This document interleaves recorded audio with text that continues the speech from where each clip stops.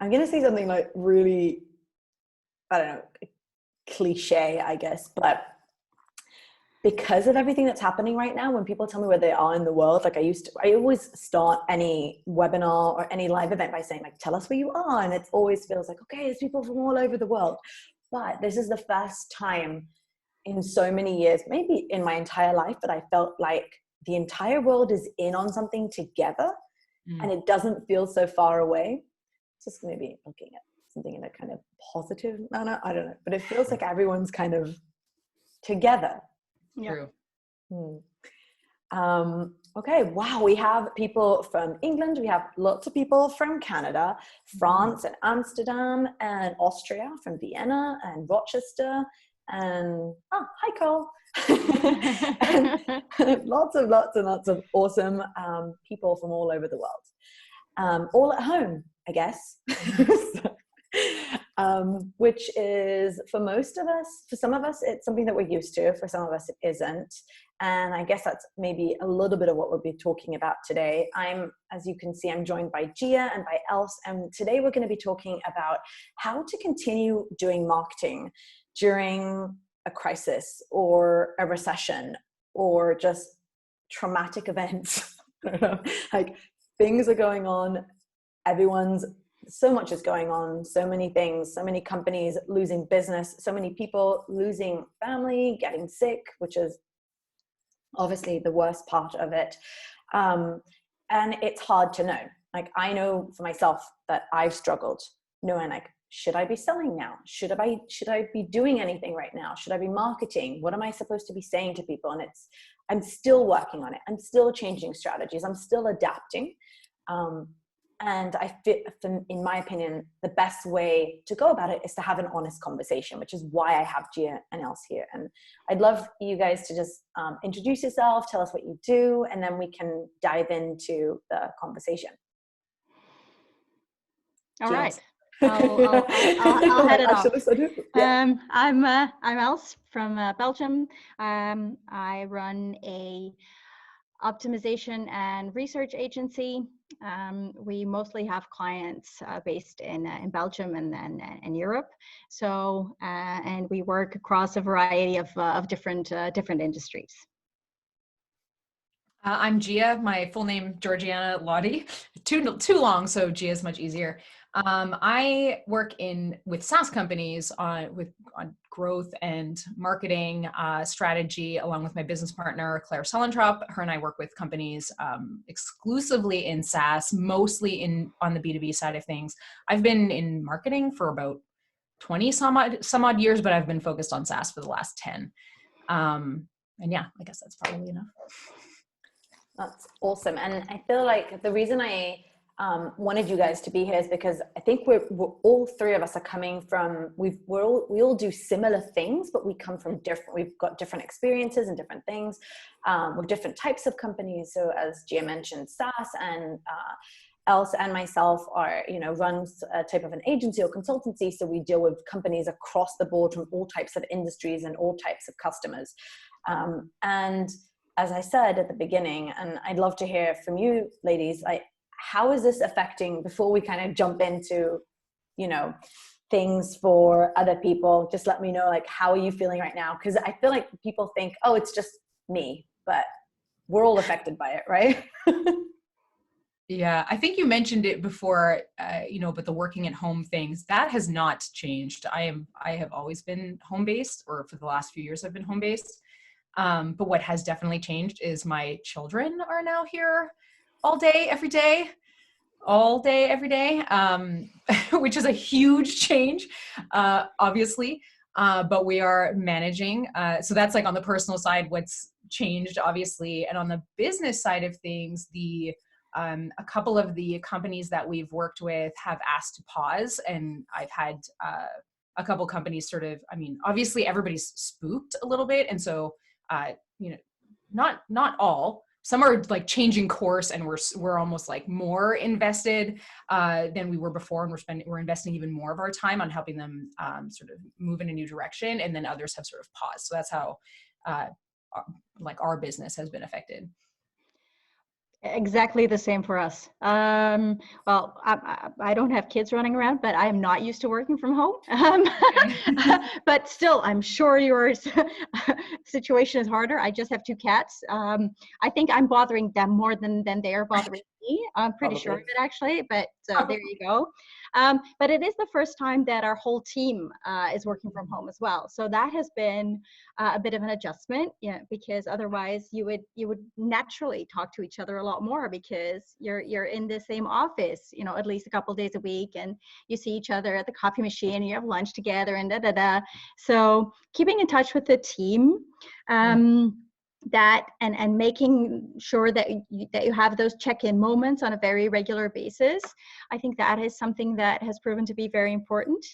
And client-wise, the same. We have clients in some industries that have, hit a bit of a panic button in the beginning and completely paused, and other clients where we have just stepped up the work.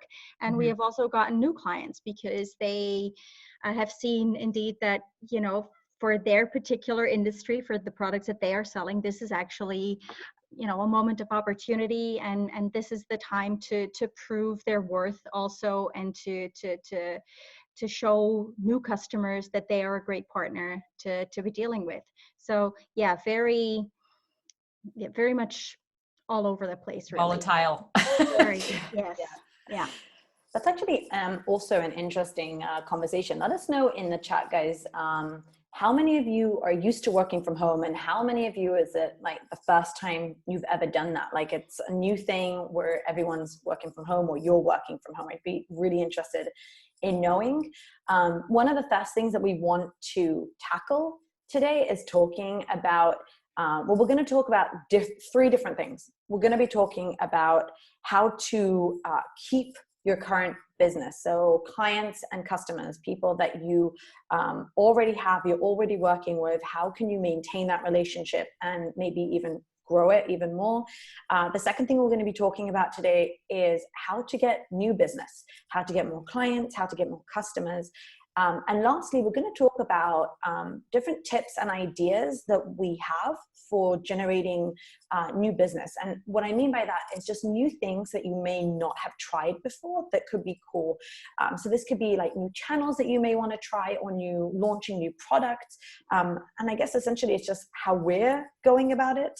And as Els and Gia, as you mentioned, my business is pretty much the same. We had a few clients that had paused a few things. Some of our clients are really in the middle of this stuff. So one of our clients, their target audience is 70 plus people. Their age is 70 plus and above. Really, really interesting and hard time for them as a company, and of course for their customers. So we're working with them to help them. But we'll dive into that. It looks like there's a lot of people here who have been working from home. Anna's been working from home for 3 years. We have quite a few people here who are used to it. And there's also a few people here who are saying, oh, wow, since 2006, that's amazing. But looks like there's quite a wide range of people. So it must be really interesting. I myself am used to be working from home. I used to have to run a 25 person like people team in-house when we were in an office, and for the past 4 years I've been working from home. So interesting times. Okay, so let's jump into the first thing, which is what can people do right now? Or actually, let me set this. Should people be even selling? Should people be, you know, working right now to sell, to promote products, to eventually bring in new business? What is your take on that? I would say yes, because if we stop doing that, that means basically you stop everything. First things first, though, health and safety, that comes first. So also when you speak to clients, when you reach out to clients, you know, be a human. Ask them how they're going. Don't dive straight into like, so right, our contract's nearly up. How about no? Nobody wants that in normal times, and this is definitely not the time to be like that. So if you've never really, you know, been very customer centric, I think this is the time when companies who aren't customer-centric will actually pay a very big price for that. And companies who are customer-centric will be rewarded for that. So I would say if you're checking in with customers, ask them how they're doing first on a human level, because this isn't, and like you said in the beginning, Talia, we are all in this together. We have this thing in common, this really, very special situation. So I would say that's the first thing you should do. Are you okay? Is your family okay? Is your team okay? Okay, right. Then I would say do your homework a little bit beforehand. Suggest ways how you can help them, because the clients that we are working for that are still doing business, and the new clients we acquired, is because we did our homework and we went to their websites and we saw, okay, well, they're doing this and this. Well, they're not doing that very well. Maybe here's an opportunity. Maybe we can support them in their crisis communication on the website to tell them that all dealerships are closed because they can't reach their development party right now. So first of all, do what really needs to be done. And that again changes over time, and ask them, how else can we help you? Is there anything that we can do that we could possibly help you with, that maybe another partner who, is a company that is going through a hard time or who've had to lay off people can't do for them anymore. So just be human and be helpful. Just going to jump in and say, guys, that many people are writing in the chat, which is amazing. Make sure that when you are writing in chat that it says to all panelists and attendees, so that everyone can see your replies, because some of you are sending them just to all panelists and you may be missing each other's conversations. And I see you're addressing each other, which is awesome. We just want everyone to see that. So right now we're talking about how to deal with your existing clients and customers. Gia, what's kind of your approach in this? Yeah, well, I mean, I'm looking at it definitely, as I'm sure the two of you are as well, through two sort of lenses. I'm looking at it through the lens of what will help my clients be successful and help them weather it. But then of course I'm trying to look ahead to their customers and look at the world, help them look at the world through the eyes of their customers. And so do, things like, social listening, participating in communities, providing value first, paying attention to industry news that your customers may be, listening to. With a couple of the companies that I'm working with, we have like a shared space where anytime we see industry news pop up or something that might be affecting their customers, we sort of put it in a shared space so that we all have access to it, so that we all are operating within the same sort of context as customers are. And then the other thing that we did almost immediately was like call an emergency sort of meeting to sort of figure out like, okay, what are everybody's ideas and what are some strategies that we can, explore and then sort of decide on and then move forward with, because this sort of standard fare, like the standard fare of what our engagements look like before this is not like, we're not operating in the same space at all anymore. We are in the middle of customer research with one of our clients in the restaurant management space. So you can imagine how drastically they've been impacted by this. And we essentially threw out our engagement and completely reimagined it. And now we're helping them change very drastically their business strategy and launching something completely new. We're leveraging customer research that we did before, but we're looking at it through a completely different lens now of this. And we're making some bets on a new sort of value proposition and slight, positioning shifts and new product offering that will address and add value to their prospective customers. So there's like the double sort of empathy for the companies that you're working with, but then of course also helping them sort of extend that empathy onto their customers and learn as much as you can about their customers. So there's like a lot of layers, and we're trying to help them help provide them with tools to do that. Yeah, I completely agree. And I think my go-to approach right now, we've been in lockdown for a month. So it's just telling Gia and Els, we're only allowed to like walk 100 meters away from our house. We're obviously not allowed to meet anyone, and we're mostly at home. So one of the first things that I did is actually reach out to all of my clients and to our subscribers, our readers, and say like, here's the situation that I'm in, letting people know that it's okay and that they're not alone and that everyone's experiencing this, and mentioning, hey, I have 2 babies at home. So, you know, they might show up or you might hear crying. And just, for me, it's always been like when you open yourself up and you allow people to see that you are vulnerable too, and you're going through things too, then it gives them permission to do that too. And I feel like this is definitely the best time, which is maybe a hard thing to say, but it's an amazing time to form real relationships with your clients and your customers. And it doesn't matter if you're B2B or B2C, because as Gia mentioned, I serve, you know, companies that serve other customers or clients. And at the end of the day, you want to think in those 2 lenses of your own customer or your own client and their customers. So there's the empathy and being relatable and opening up is super important.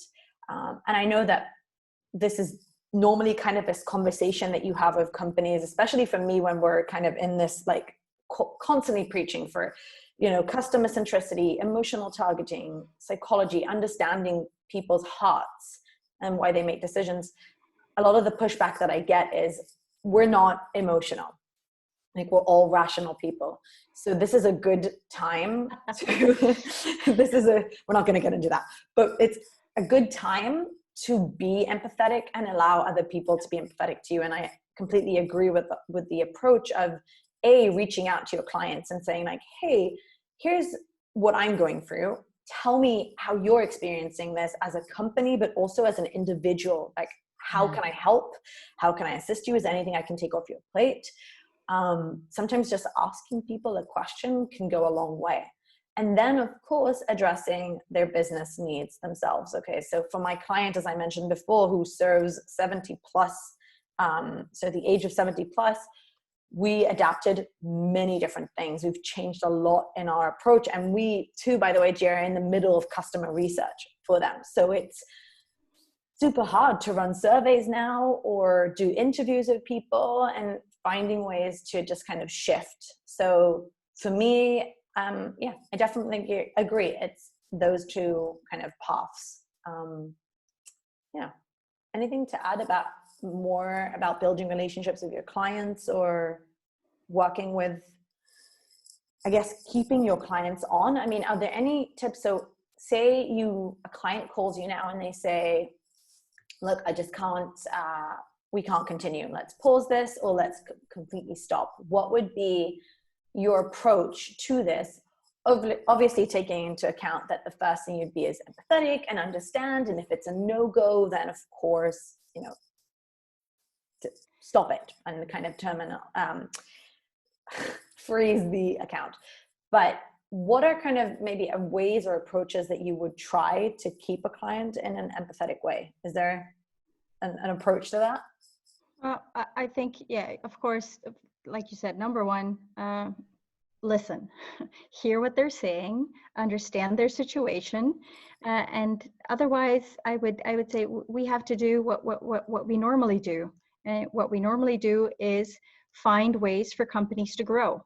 And so if you see, maybe because you are on the outside, you see something that they are not seeing, or you might alert them to say like, okay, you're right, all the shops have closed, or all your offices have closed, but there was this project in the pipeline that you know, we had this May deadline. So how about we work on that behind the scenes, so that when everybody gets back on the streets again, we're ready for this. You know, just here's the timeline for this. Here's what that could look like. But you know, ultimately, it's their call. But it is your job to help them maybe look past, the initial panic, and to open their eyes to possibilities. And again, not the time to sell hard, not the time to go, no. But if you just, when people come to you and say like, oh, we'd like to pause, and you say, okay, Really? It is. I don't think it is ever. Well, it's definitely not my job in our company as a consultant to do what the client asks. You have to do what is basically best for the client and for their customers. And sometimes you, as an outsider, can see that better than they do, or can have an additional view on this. So I would say to always. Yeah, always do that. What? It sounds like parenting. Definitely. Job is not to say yes, it's to know what's best for them. Right. And it's funny because Vic just mentioned this, that all of our inboxes are flooded with companies we haven't heard from in years, telling us how they're dealing with COVID. And you're like, who's this company? Why are you reaching out to me? So that's not what we're talking about here. That's not what we're looking for. Or talking about here. No, I don't think. Yeah, go, Gia. I was just going to say that I agree that it is our job to bring them opportunities that they might not be seeing or might not be aware of, and sort of flag that as like, this is actually truly what you're pausing, because there is something here that we could do to help with your business or whatever. But obviously we've tried to be as flexible as possible and understanding. And I did in one case where a client asked to pause, I was like, okay, there is this opportunity. If this still isn't an opportunity that you think you can leverage, that's totally fine. But I at least want to let you know that this opportunity exists. And, because it's my job, again, like, to show you that this opportunity exists. If it's still a no, that's totally fine. Let's pause and just like figure out when we're going to restart. But on the company side of it, with their customers, one of the things that I have been talking to a couple of companies that I'm working with about is any customers who have recently made a decision or taken like a leap of faith with your company. So this is like speaking in a SaaS, just like put software in your mind's eye when I'm talking about this. If anybody has recently signed up to be a customer, or if anybody has recently become more engaged inside of your product or with your content, or with your brand, or if anybody has recently upgraded or added an add-on or has changed their behavior in some way that has become sort of more invested in you as a business, even though there may only be a handful of them, they are like gold, like precious gold to learn from. Probably the only way to do that is to actually get them on a call. Surveys are not your friends right now. Surveys are not going to be super helpful in this environment. But if there's anybody who's taken a leap of faith with your brand or your company recently, they are, absolutely who you should be talking to. Because if you can find out what that new sort of, with that new way, that like the new framework in which they made a decision about your business, so their new, I'm just going to get jargony, like job to be done is then you can learn and make sort of higher level decisions about how your business strategy may shift in the coming, not weeks, but months and years. Because this is not going away. Like this isn't something that's going to end in 2 weeks from now. This is, the economic, impacts of this are going to be around for quite a while. So your business strategy actually will likely need to shift because of this. And in order to, sorry for the Canadian reference, the Calgarians will appreciate this, or the Albertans, I'll say, you have to shoot for where the puck will, like, where the puck will be, right? Like you have to skate to where the puck will be. I'm botching my hockey reference here, but that if you have some customers who have made a decision recently about your brand or your product, try as much, whatever you can do to talk to them and figure out what it was that happened that led them to make that decision, or make that easier, or make you the no-brainer sort of solution to that. The sooner you can start, shooting for where the puck will be. Again, I don't actually know the Gretzky quote at all, but I think we just might know it. Basically, that Gia is going to lose her Canadian citizenship. I totally am. I think that would be a very valid decision. No, I'm totally kidding. It's just so funny. You're obviously a huge hockey fan. It's been a while. It's been a while. Canadians are like into it. I know, they're all like, they're like, we get this. It's great. But some of the people are still kind of sending messages to the panelists, but I can see it. We're good. Speech to where the puck will be. Thank you, Curtis. Thank you. Okay, let's move on to a big question that people are having right now, which is, how do I reach potential new business? So these are not my clients, not my customers. I need to drive growth. I need to run campaigns. I need to do anything to drive ROI money into the business. What are some things, or what is the approach that people should take in order to acquire a new business? Because I think we're all unanimous in the fact that you should be selling. Like, you need to be doing marketing. You need to be growing your business at all costs, especially in this situation. The question is, what is the right approach? What are the do's? What are the don'ts? What are the things that people should be doing to acquire new customers or clients right now? I guess this again very much depends on what your business is. Like we see in Belgium, we have a couple of e-commerce clients, and at the moment, because everybody has to stay at home and has to do everything online, a lot more people are starting to buy online than did in the past. So, and these people are not the most experienced online shoppers. So we've had people say, I get a lot more calls from people who need to be reassured about the online buying process, or people who really, you say that the delivery time is 4 days. Is this really true? Or they send emails about this. So there's this whole category, a new segment really of new shoppers who you can basically service. And again, if you were customer centric and had a user-friendly site to begin with, then you have an edge, because then you can service those newbies a lot better, because these are the problems that are showing up. And I understand, Gia, that in your space and for really like deep qualitative surveys, this is not a great time, but we have seen that for small online surveys, we actually got some great insights, because these new people have different problems, because they're new customers and we don't see the same things in the shopping basket than we saw before, for example. And so getting these people's comments and seeing like, but I think I'm about to give you my contact details, but I'm not even sure whether what I filled out was my delivery address. Ha ha.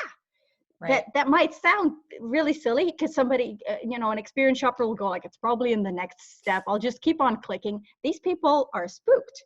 And they need to be reassured. So this is the time to say, oh, okay, that's a terrible label I've got there. And oh, I need to add some reassuring microcopy here. Because when you can do those things, right near that end of the funnel, that can really make a difference to those newbie shoppers. So basically, doing your research. It is the same as always. You have to go out and listen to your customers, open new lines of communication to reassure them. If you didn't have a chat box on your site before, open up a chat box so you're easier to reach. Every means of communication that is possible.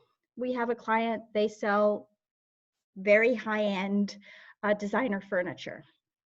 Not the sort of thing that you basically buy online. I'm talking really very expensive stuff. Very expensive. And so, and their specialty is actually not selling one sofa. Their specialty is decorating your house, basically, decorating your new living space. And so for them, showing them that we can still do this, because, hey, we can just put you on a Zoom call on our tablet and walk you around our wonderful showroom, or take you around the gorgeous gardens that we have to show you all the different settings. And that is basically their new way of selling right now. They're adapting. Exactly. You have to pursue new avenues. And it might be that you open a chat box and nobody talks to you. You know what? That's okay. you have to throw some spaghetti at the wall, and some of it's going to stick and a lot of it's going to fall down, but you got to throw. There's two things, by the way, that I take from here. One of them is that any new customers or any new visitors that are coming to your website right now are potentially sort of like user testing. I'm going to say this in a very kind of, but you can learn a lot about how people are using your website, first time users, how they see it. My grandparents ordered groceries for the first time online a couple of weeks ago. I asked them to put me on live on video to watch this. It was incredible. Like if I had Tesco on the line, I'd be selling them so much conversion optimization services by then. Be like, holy, oh boy, yeah. Oh boy, like people, it's so frustrating. So yes, take the time to look at the people that are on your website and these new people that are coming in, set up heat maps, set up recordings to see how people are using your website. So that's one thing. And the other thing that you're saying, which I think is incredible, is also obviously adding chat to your website to just kind of reach out to new people and see what they're asking and what they're kind of struggling with. But Gia, I cut you. You were going to say something about. No, it's just so fascinating to hear like the sort of e-commerce version of like, because obviously the side that I've been looking at it is people who are making decisions about software. Yeah. But it's very similar to the, and this is always true, obviously, but it's pronounced right now that lowering the barrier to becoming a customer is always so super important. You get so much more return on your marketing investment, right? Like lowering the cost to acquire new customers, making that process simpler, more straightforward, happen more quickly. In software, we call that like it's product adoption, right? But though it may look a little bit different on the e-commerce side, it's the same thing. You have to understand the mindset that somebody is in when they're making that decision. And that's why I was saying that anybody who's made a recent sort of leap of faith in a decision about your product or your company, finding out who they are and what headspace they're in. They might be first time online shoppers, or they might be solving a completely different or an adjacent problem that your software, 3 months ago solved just a slightly different problem. And so if you can learn from them with chat, the fact that you're seeing great response rates on like a chat on websites is so promising. I'm so happy to hear that. And I have actually heard from a couple of companies that surveys are still working for them. I just don't know I don't know if it's like blanket across the board. Everybody will rely on that. But getting what is very reliable is actually getting on a call. If you can get anybody on a call, that's why I always like lean back to that one. But I love seeing sort of that side of things, and it's so similar. And it's the value, like we talk a lot about like your value proposition probably needs to shift slightly, right? Like how your messaging, your tone, how you position your solution probably needs to shift slightly. And that's a big decision to make under any circumstances. And under normal circumstances, you could actually do some customer research, but right now the customer research available to you is just like, there's a few really key places to lean into. So I'm happy to see that chat is one of them for you. And one of the things, oh, sorry, you were gonna. No, I was just gonna say, I'm gonna probably steal that. So here's an approach that I think, and I've been getting a lot of questions about cold emails. So if we're talking about B2B, if we're talking about entrepreneurs, freelancers, agencies, cold emails. So I'm not big on cold emails. I've never have been. But there is one thing that if I were going to send a cold email to someone, what I would, the advice that I would give, or the advice that I would follow, would be to focus on what's happening right now. So anytime you send an email, and any email that you send, whether it's, for your subscribers, people who have already subscribed who know you, or someone that, sending a cold email to, you want to focus on their value and how you can help them. So for me, it would be to really do the research about their website, about their clients, about their target audience, about how you can specifically help them.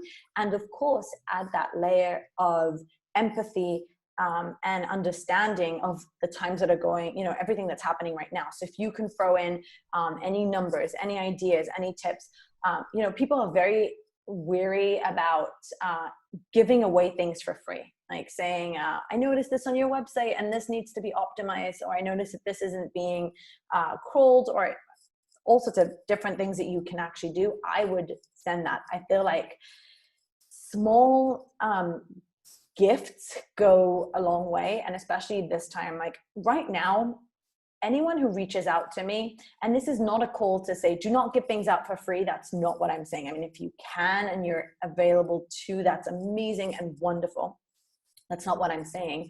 But when it's not about giving things for free as much as it is helping other people. And when you reach out to someone, or someone reaches out to me and they give me a tip, or they help me out with something, or they even, steer me in the right direction, and it gives me a good feeling. And as I mentioned at the beginning of this entire, live session today, is that I feel like for the first time, the entire world, everyone in the world is experiencing the same. We've all got our different challenges, and we'll get to that too. But at the end of the day, when you show empathy to people, when you reach out and say like, here's something that I noticed on your website, or here's something that I noticed that could help you, I feel like that is the way to go. Like that would be my approach right now to anyone who's trying to get new clients. So obviously it's not the same thing when you're talking about customers, if you're trying to get users, but you can still do that if you're running ad campaigns, if you are trying to reach new audiences and driving more traffic to your website. You can still lead, or you should still lead, with empathy and acknowledging everything that's happening right now. I saw a really funny tweet today about someone said something like, I love how the ads went from you should buy Toyota to things are very hard right now, you should buy Toyota. Not what I mean. Yeah. But the more you know people, the more you, and this is across the board, all year, every single day, but now more than ever, the more you understand your audience's challenges, their specific challenges. Like if someone reached out to me right now and said, I have a specific solution for your 2 kids at home right now and for working. Yeah. I would fall in love with them. I would so appreciate, even if they're not in that space. They don't have to be in the parenting space. It could be someone who's pitching me Facebook ads. But when someone reaches out to you and says, I understand, like I know, that's the way to go, right? Yeah. We work for an online toy store. Well, they have offline stores as well, but those are closed in Belgium right now. But yeah, so there was a huge spike in their sales because hello, I think everybody, we have people with kids in our team, and they're like, oh yeah, indeed. All of a sudden, they're home 24/7, and you have to make sure that you keep them entertained and that you can have a life as well while they are having fun. And coping as well in the situation. But in the beginning, we saw that people were looking for very specific things on the toy store. And now people are typing in, like games for a 5-year-old, like just help me out here. Like the LOL dolls. That might have been me. Their shine. That is a popular search query of mine. Yeah, and then as a store, that is something that you have to, and that is being customer centric while being commercial, because this is something that your audience is wanting right now. It's the same thing, and we had a look in their analytics. We had a look to see what people were using the search bar for right now. We saw which social ads did best, and then we said, look, none of these things are actually on your homepage. None of these things are actually highlighted in some way. So how about we change that? So we changed their homepage. We created a page just called popular toys, and we put that there. Whoa, people really liked it. We saw 2.6 times more sales. Wow. Just because we made it. And the only thing we did was we made it easier for people to find stuff they were looking for anyway. We listened to them, and that's the gorgeous part of user research, and that's why now, you have to do it fast. When you see something in a survey, when you see something in analytics, you have to act on it and change it. Now is not the time to go, oh, well, what shall we do? Let's set up an A/B test and wait for statistical significance. If you have the type of traffic to run bandit tests, or yeah, go for it. I live in Belgium. None of my clients have that type of traffic. So no, right now is the time to do that. Listen to your customers, adapt, and then see, is this working? Yes or no? Have we listened well enough? What else can we do to improve? And to really keep following up on that data. And I love what you said there about user session recordings. This is so true. Sometimes you can watch a recording, and by the behavior of the mouse, you can actually learn something about people's frustrations. And then the trick is now to be fast in your response to that. Now is not the time to take 3 months to decide what's on the homepage or what your USP should be. You need to fix that now. You can change them later, but you have to be fast. Mm-hmm. Yeah, a couple of the companies that we're working with are reevaluating their value proposition on the just because they have to, and it's something they can do relatively quickly based on research that they already have and what they already know about the industry, because they've been listening, and they are just making blanket changes to their homepages in response to this, because otherwise they risk coming across as completely tone deaf.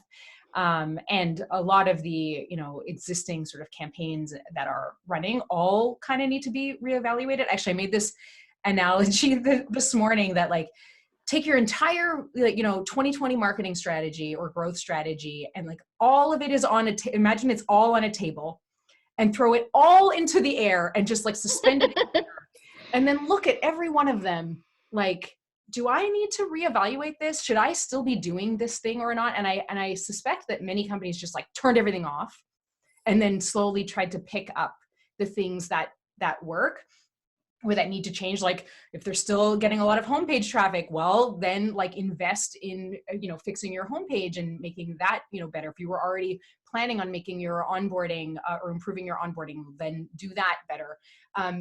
One of the things on the discounting question, because I know there's a couple of people who are asking about like discounting and freemium and stuff. One of the companies that we're working with, actually multiple companies that we're working with in the software space, are now coming out very quickly, which is super stressful in a software environment, very quickly with freemium offerings. Like huge, like that's a business strategy pivot for a lot of them, because a lot of them were going to use like trials or heavy sales, and sort of high touch, especially in like for bigger purchase decisions. And the restaurant management software that we're working with right now, they were very early stage, just building up their team. They had only engineers, and now we're like, okay, we're going to cut off a piece of this product and make it available to restaurants to help restaurants get up and running again. Any restaurants who weren't already equipped with like delivery services or takeout services or online ordering ability or ability to deliver, like if they didn't have delivery services, it lets them get set up with like Grubhub and Postmates and like delivery services, so that those restaurants can literally like weather this storm and survive the sort of pause or the lockdown situation. So we're like the whole entire engineering team just like shifted focus to this freemium offering, and obviously all of marketing and us are now focused on bringing it to market, putting together like low touch onboarding. We're essentially like reinventing the business strategy in like a 3-week period, which in software is unheard of because it's typically takes a long time. It's an interesting thing that you bring up, because we actually got a question here. Hopefully I'm pronouncing this correctly.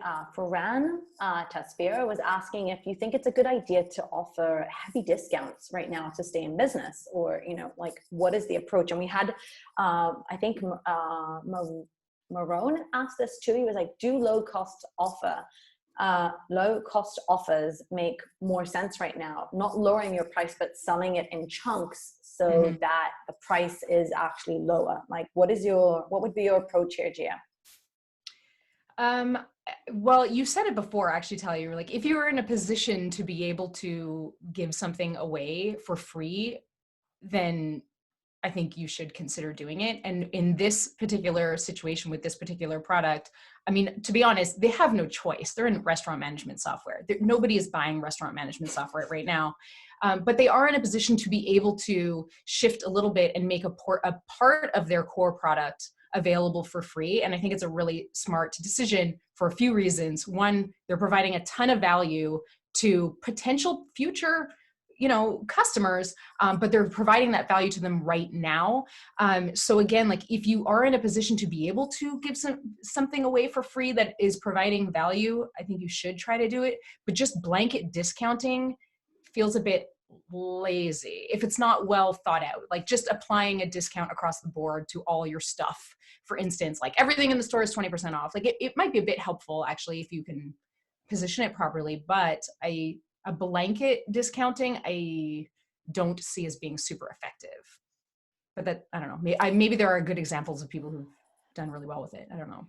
Yeah, I mean, I gave this example in I think the first email that I sent out about this event was of my student who sent an email selling all the products that she put together at a discount.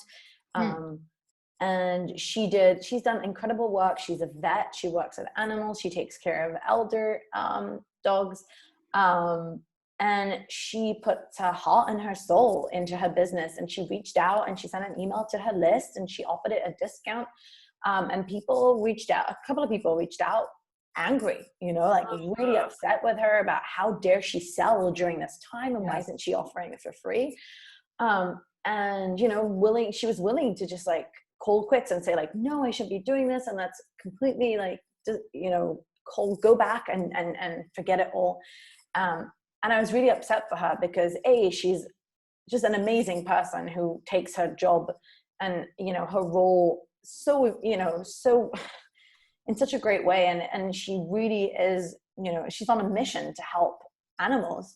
And to always remember that you're always going to get people who complain. You're always going to get the people that have something to say. Pre-pandemic or post-pandemic, like exactly. Criticism may change slightly, but it's not like they weren't there before. Exactly. Right? So it's a lot to do with how you word things. So for example, I gave Julie a lot of ideas of how to reword and how to regroup and how to explain the value better so that people understand it.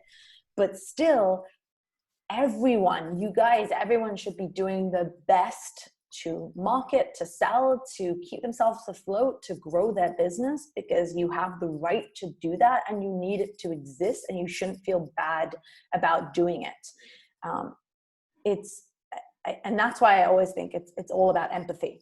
It's all about reading the room. It's about understanding your target audience and who they are and adjusting it according to that. Not everyone has the opportunity to suddenly like break everything off and create an entire new product, or New Balance is now creating masks, which is incredible, but we're not New Balance, we're not Nike. We don't have that money. We have to make money. We're all supporting. Craig Reynolds wrote in one of the questions here, he said, moms and dads, there's a certain pressure to be productive right now, which works for us as marketers. But how can you talk to and help parents who are overwhelmed by kids at home? I don't know. I'm overwhelmed too. Like we're all in this. I gotta say though, all the marketing I'm being served right now is doing pretty well.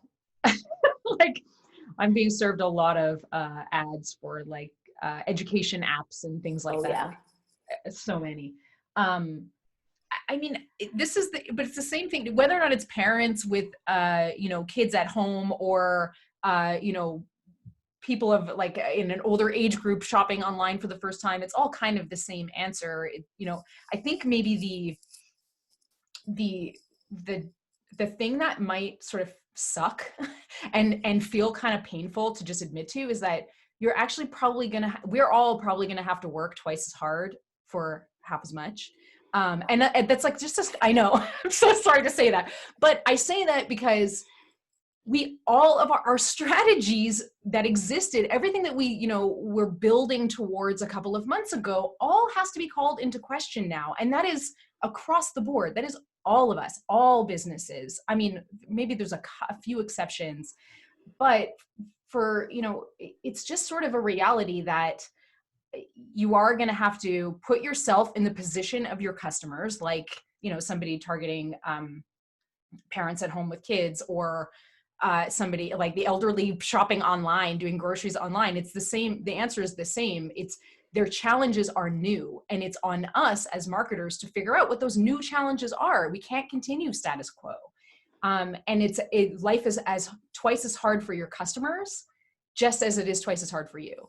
Do you know what I mean? So it's like, we're all kind of experiencing twice as hard. I don't want to be like doom and gloom about that, but at least it's equal opportunity twice as hard, right? Yeah, like we're all there. Yeah, and you have to be creative. You have to, like you said, we're going to have to work harder. This is true.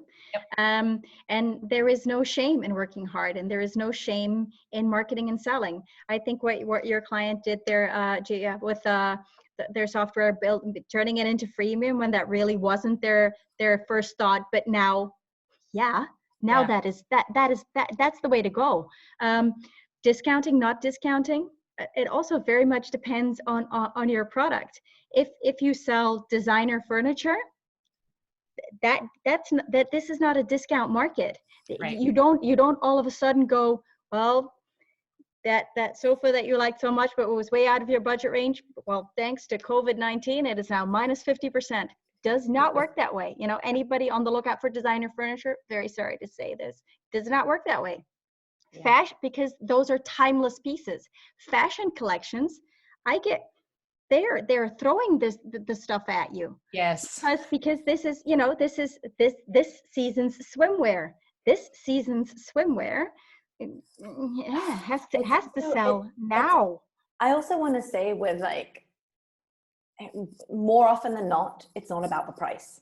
And I'm not going to get into all this, but it's almost never the pricing. The pricing is the last thing that people evaluate. You go through so many different stages of deciding if you get the value, if something is worth the while.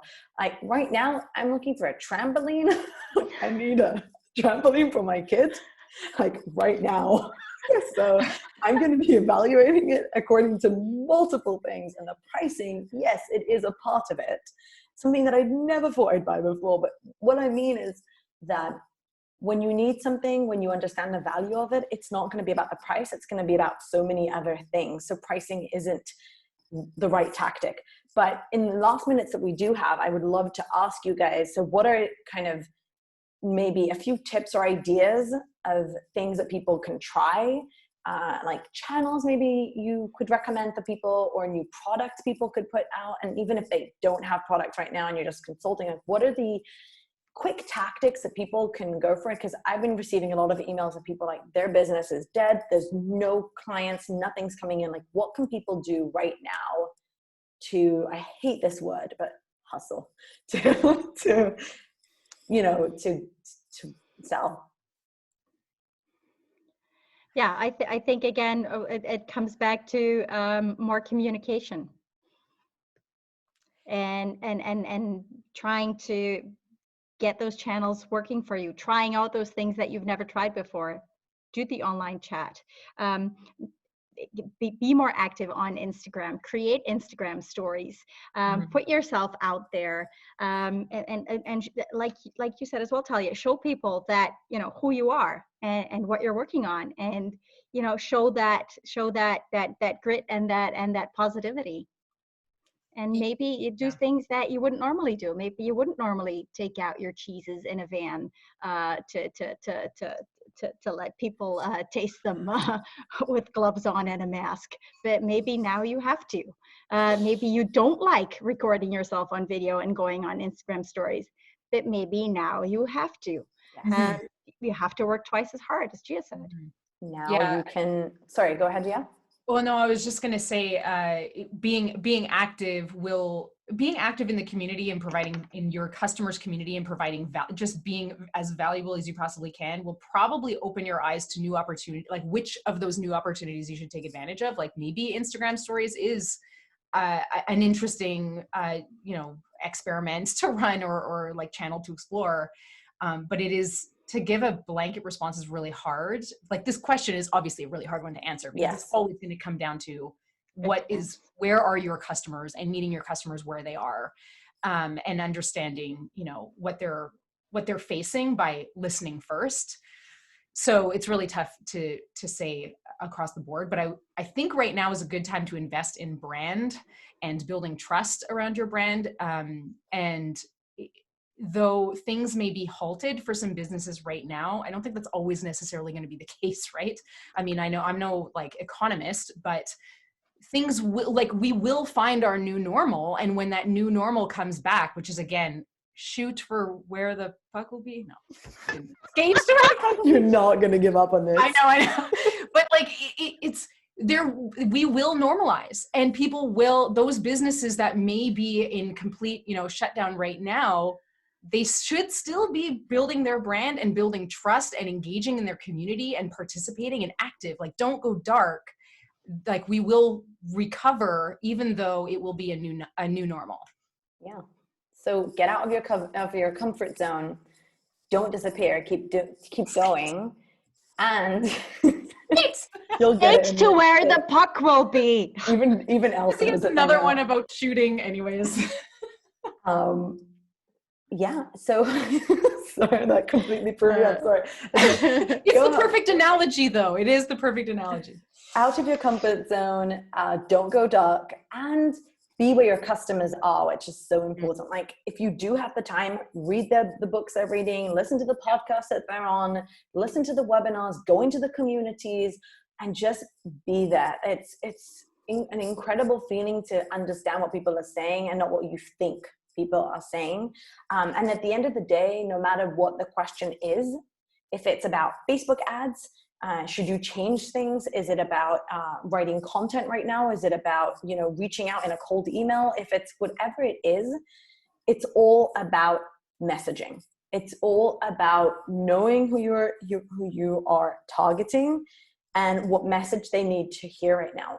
You don't have to spend tons of money. You don't have to completely change everything you're doing. You just have to adapt, make small changes, which at the end of the day come around to empathy and relating to people and being a human being.